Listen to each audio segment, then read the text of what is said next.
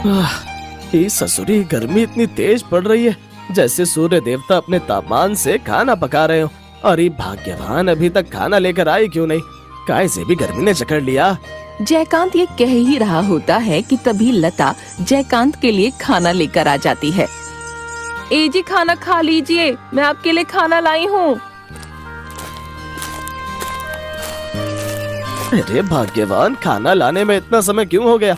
क्या तुम्हें पता है कि मुझे कितनी तेज भूख लग रही थी? मुझे खाना बनाने में समय लगता है, ये कोई मैगी नहीं है जो 2 मिनट में बन जाए, समझे? एक तो ऊपर से आपके लिए खाना बनाकर लाओ और आपके नखरे भी सुनो। और ऐसे ही उन दोनों के बीच बहस हो जाती है। आपको पता भी है मैंने अभी तक खाना नहीं खाया है।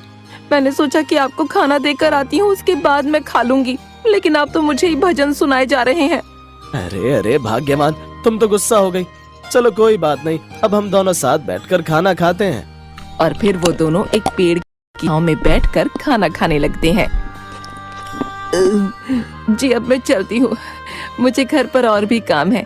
आप समय पर घर आ जाइएगा, ठीक है? ठीक है भाग्यवान, अब तुम जाओ, वरना इस तेज कड़कती धूप में मेरी लाड़ों का फूल जैसा चेहरा गोबर हो जाएगा। क्या कहा आपने? अरे मेरा मतलब है तुम इस धूप में काली हो जाओगी। हाँ। और फिर लता वहाँ से चली जाती है और जयकांत अपने खेत में काम करने लगता है। ससुरा अकेले काम करते करते तो मेरी कमर में अकड़न सी हो गई। हाय माँ, मेरे तो हाथ पैर भी दर्द करने लगे। शाम को सारा काम खत्म करके जयकांत अपने घर जाने लगता है।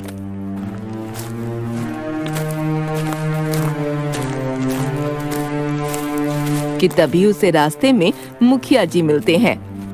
और भाई जयकांत, इतनी जल्दी जल्दी कहाँ जा रहे हो? कहीं नहीं मुखिया जी, बस खेत से लौटकर अपने घर जा रहा हूँ। बताइए क्या काम है? मैंने तुम्हें कई बार देखा है कि तुम अपने खेत पर अकेले ही सारा काम करते हो, जिसके कारण तुम्हें बहुत परेशानी होती है। अब क्या करें मुखिया जी, घर में कमाने वाला सिर्फ मैं ही हूँ और मुझे ही अकेले सारा काम करना पड़ता है। जयकांत, अगर मेरी मानो तो तुम्हें खेत जोतने के लिए एक बैल खरीद लेना चाहिए, जिससे तुम्हें काम करने में थोड़ी आसानी हो जाएगी। लेकिन मुखिया जी, बैल को खरीदने के लिए मेरे पास पैसे नहीं है। माफ करना, मैं बैल नहीं खरीद सकता। अरे तो इसमें निराश होने वाली क्या बात है? मैं तुम्हें 20,000 रुपए देने के लिए तैयार हूँ और तुम्हें उन्हें चुकाने की कोई जरूरत नहीं है। क्या सच में आप हमें 20,000 रुपए दोगे हैं? अरे हाँ हाँ मेरे भाई, मैं तुम्हें सच में 20,000 रुपए दूंगा। आपका बहुत बहुत धन्यवाद मुखिया जी, मैं आपका ये उपकार जिंदगी भर नहीं भूलूंगा। अरे इसमें शुक्रिया अदा करने की कोनो जरूरत नहीं है। एक मुखिया होने के नाते मैं तुम्हारे लिए इतना तो कर ही सकता हूँ। और फिर मुखिया जयकांत को बैल खरीदने के लिए पूरे 20,000 रुपए दे देता है। तो ठीक है जयकांत, अब मैं चलता हूँ, तुम भी अपने घर जाओ, तुम्हारी पत्नी तुम्हारी राह देख रही होगी। और फिर जयकांत खुशी खुशी अपने घर चला जाता है। अरे क्या हुआ जी, आज तो आप बहुत ही ज्यादा खुश लग रहे हो। कहीं खजाना वजाना मिल गया क्या आपको? अरे कुछ ऐसा ही समझो भाग्यवान, अब मुझे खेत में अकेले काम करने की कोनो जरूरत नहीं है। अरे ऐसा क्या मिल गया आपको, जरा मुझे भी बताओ। भाग्यवान, जब मैं खेत से अपने घर आ रहा था कि तभी रास्ते में मुझे मुखिया जी मिले और उन्होंने मुझे एक बैल खरीदने के लिए पूरे 20,000 रुपए दिए। भाग्यवान, अब हम इन पैसों से एक बैल खरीद लेंगे ताकि मुझे खेत में काम करने में आसानी हो। अरे ये तो बहुत ही अच्छी बात है, आप कल ही एक बैल खरीद कर लाइएगा ताकि हमारा काम और आसान हो सके।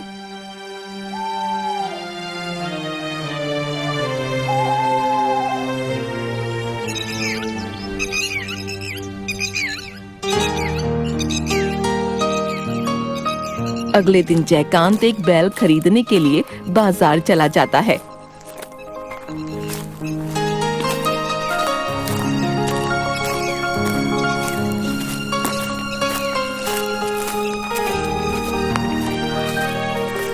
अरे उस व्यक्ति के पास तो बहुत ही बढ़िया और हट्टे कट्टे बैल है, मुझे उस व्यक्ति से ही बैल खरीद।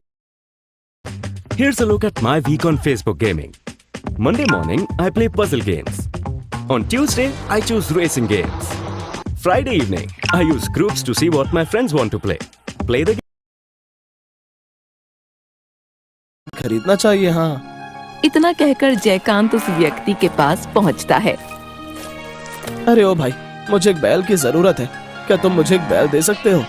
अरे हाँ हाँ भाई, क्यों नहीं, मैं यहाँ बैल को बेचने का ही धंधा करता हूँ। बताओ कौन सा बैल चाहिए तुम्हें? फिर जयकांत सभी बैलों को देखने लगता है और उसे एक बैल पसंद आ जाता है। अरे भाई, ये सफेद रंग का बैल कितने रुपए का दोगे? भैया जी, ये बैल बहुत ही हट्टा कट्टा है और मैं इस बैल के पूरे 30,000 रुपए लूंगा। हाँ। अरे बाप रे बाप, 30,000 रुपए? लेकिन मेरे पास तो केवल 20,000 रुपए ही हैं। क्या तुम मुझे 20,000 रुपए में ये बैल दे सकते हो? अरे नहीं नहीं भैया जी, मैं आपको ये बैल 20,000 रुपए में नहीं दे सकता, इसमें तो मेरा घाटा हो जाएगा। लेकिन मैं आपको 20,000 रुपए में एक गाय दे सकता हूँ। हाँ। अरे तुम क्या पगला बगला गए हो क्या? है, हमें बैल की जरूरत है और तुम हमसे गाय लेने के लिए कह रहे हो? हैं? अरे भैया जी, अगर आपके पास गाय होगी तो आप उसका दूध बेचकर अच्छे पैसे कमा सकते हो और उस गाय का दूध एकदम गाढ़ा रहता है। हाँ। जयकांत बहुत ही भोला भाला व्यक्ति था और वो उस व्यक्ति की बातों में आ जाता है। वो 20,000 रुपए में एक बैल की जगह गाय खरीद लेता है।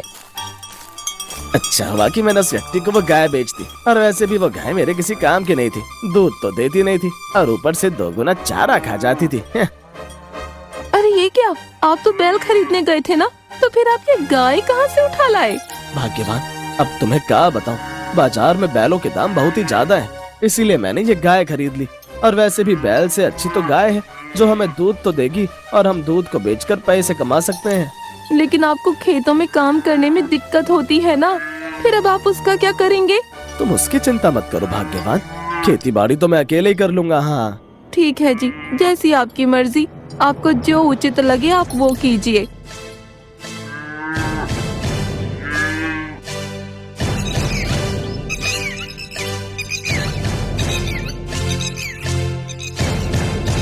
अगले दिन जयकांत गाय का दूध दूहने लगता है, लेकिन गाय दूध नहीं देती। अरे ससुरी, गाय तो दूध दे ही नहीं रही है, अब मैं क्या करूं?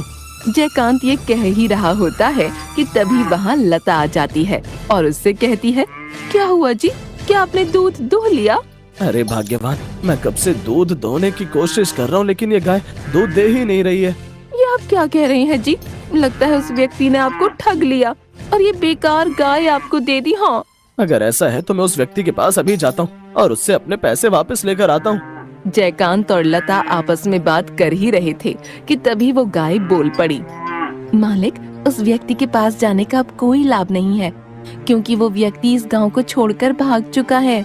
गाय को बोलता देख जयकांत और लता आश्चर्य में पड़ जाते हैं और हैरान होकर उस गाय को देखने लगते हैं। अरे ये का बवाल है, ये गाय तो बोलती भी है। हाँ जी, इतने वर्षों में मैंने ऐसा चमत्कार पहले कभी नहीं देखा। मेरी गाय माता, तुम्हें कैसे पता चला कि वो व्यक्ति गांव छोड़कर भाग चुका है? मालिक, मुझे उस व्यक्ति के पास पूरे 10 वर्ष हो चुके थे और मैं उसकी रग रग से वाकिफ हूँ। लेकिन ये बताओ कि तुम हमको दूध काहे नहीं दे रही हैं?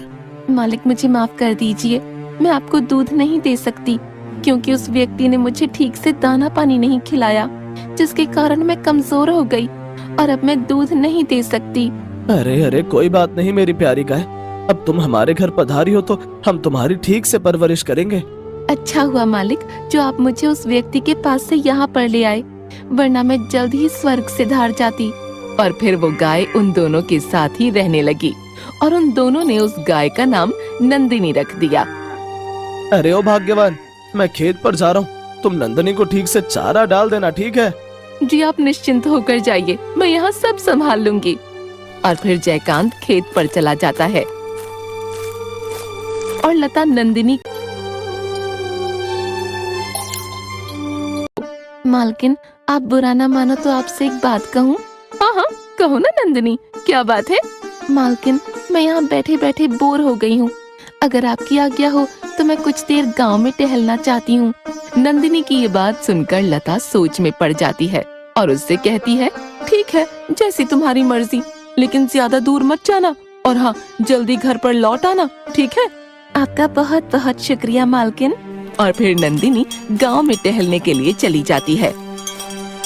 आज तो मैं पूरे गांव की सैर करूंगी और वैसे भी मुझे बड़े दिनों बाद घूमने का अवसर मिला है, तो मैं इसे अपने हाथों से कैसे जाने दे सकती हूँ। थोड़ी दूर चलने के बाद नंदिनी को एक व्यक्ति दिखाई देता है जो फोन पर बात कर रहा था और उसके हाथ में एक थैला था जिसमें कई सारी सब्जियां रखी हुई थीं। अरे वाह, हरी हरी सब्जियाँ। लगता है आज ऊपर वाला मुझ पर मेहरबान है। आज तो दबाकर इन सब्जियों को खाऊंगी। अच्छा ठीक है पिताजी, अब मैं फोन रखता हूँ। हाँ मैंने सब्जियाँ ले ली हैं, बस उन्हीं को लेकर घर आ रहा हूँ। जैसे ही उस व्यक्ति की नजर उसके सब्जी के थैले पर गई तो वो एकदम से चौंक गया।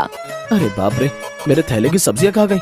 इसी थैले में ही तो मैंने अपनी सब्जियों को रखा था, तो फिर इनको जमीन निकल गई आसमान। और फिर उस व्यक्ति की नजर नंदिनी पर पड़ती है। ओह अच्छा, चोर तो मेरे सामने ही खड़ा है। लगता है इसी गाय ने मेरी सब्जियाँ खाई हैं। रुक, तुझे अभी बताता हूँ। अरे बाप रे, यहाँ से भाग ले नंदिनी, नहीं तो ये व्यक्ति तुझे आज छोड़ेगा नहीं। और फिर नंदिनी वहाँ से भागने लगती है और वो व्यक्ति उसके पीछे पड़ जाता है। अरे भागती का है, रुक तुझे अभी बताता हूँ। अरे मैं कहता हूँ रुक जा। कुछ कर नंदिनी, वरना ये व्यक्ति तुझे आज टपका डालेगा। भागते भागते नंदिनी को एक लकड़ी का गट्ठा दिखाई देता है और नंदिनी अपने पैरों से उस गड्ढे को उस व्यक्ति की ओर धकेल देती है। हाय राम, मेरी तो कमर ही टूट गई। बहुत तेज दुख रहा है।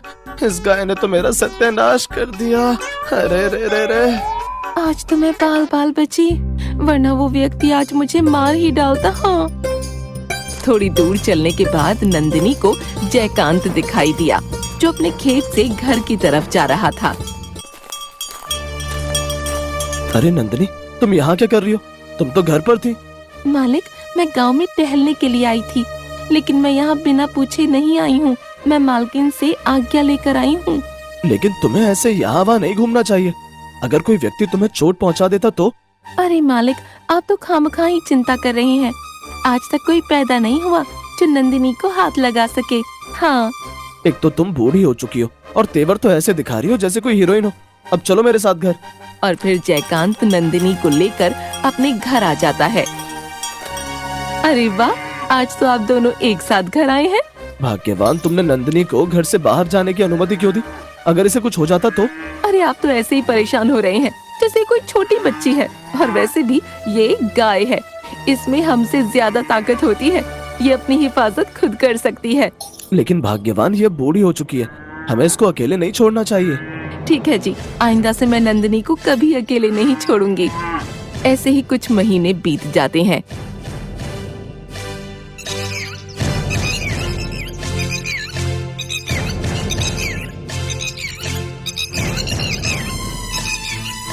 और फिर एक दिन मुखिया जयकांत के घर आता है।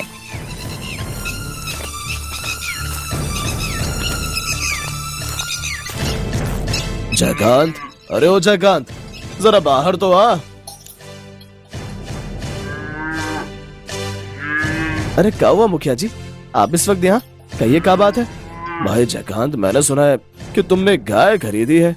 हाँ मुखिया जी, आपने ठीक सुना, मैंने गाय खरीदी है, लेकिन वो गाय दूध नहीं देती। क्या गाय दूध नहीं देती है? तो फिर तुमने उस गाय को क्यों खरीदा? मुखिया जी, जिस व्यक्ति से मैंने ये गाय खरीदी थी उसने मुझे पहले ये नहीं बताया था कि ये गाय दूध नहीं देती है। लेकिन मुखिया जी, इस गाय की एक खास बात है, ये गाय इंसानों के जैसे बोल सकती है। हाँ, क्या तुम सच कह रहे हो? क्या ये गाय बोल सकती है? हाँ मुखिया जी, अगर आपको विश्वास नहीं होता तो रुकिए, मैं अभी आपको इसकी आवाज सुनाता हूँ।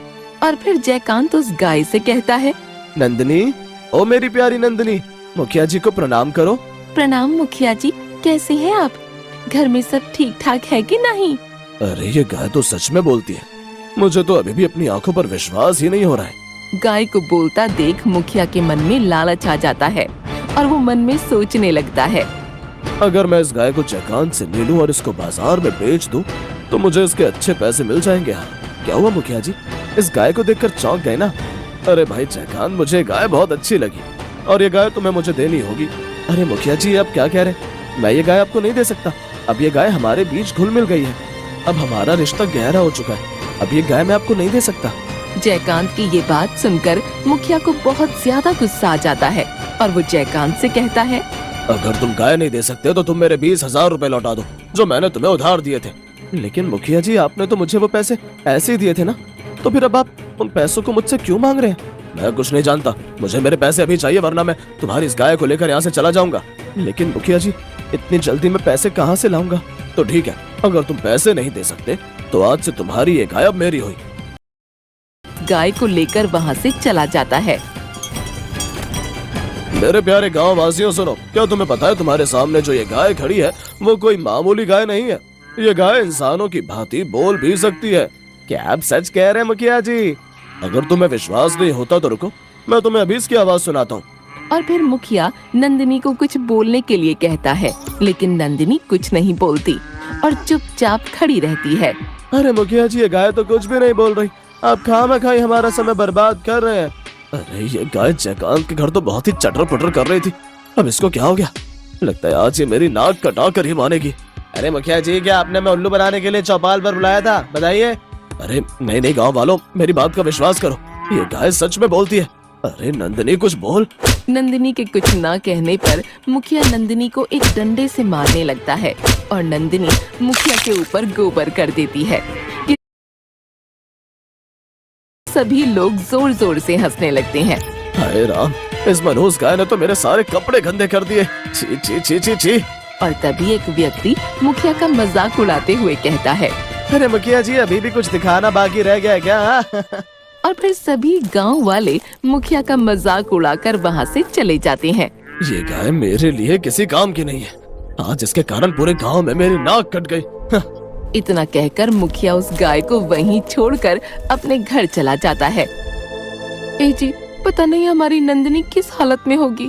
मुझे तो उसकी बहुत ही याद आ रही है। हाँ भाग्यवान, याद तो मुझे भी आ रही है, लेकिन हम कुछ नहीं कर सकते। लगता है हमारी नंदिनी हमसे अब कभी नहीं मिल पाएगी। मालिक, आपकी नंदिनी आपको छोड़कर कहीं नहीं जा सकती। नंदिनी को देखकर जयकांत और लता बहुत ज्यादा खुश हो जाते हैं। ए जी देखिए, हमारी नंदिनी हमारे पास वापस आ गई है। अरे नंदिनी, तुम लौट आई। लेकिन भाग्यवान, अगर वो मुखिया नंदिनी को वापस लेने आ गया तो हम क्या करेंगे? उसकी चिंता मत कीजिए मालिक, मैंने उस मुखिया को ऐसा सबक सिखाया कि वो जिंदगी भर याद रखेगा। नंदिनी, ऐसा क्या किया तुमने? जरा हमें भी तो बताओ। फिर नंदिनी ने जयकांत और लता को सारी बात बताई।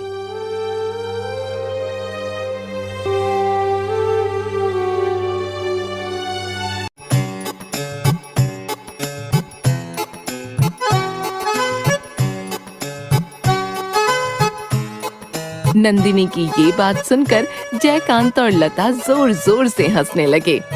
अब वो मुखिया मुझे कभी भी दोबारा मुड़कर नहीं दिखेगा। हाँ।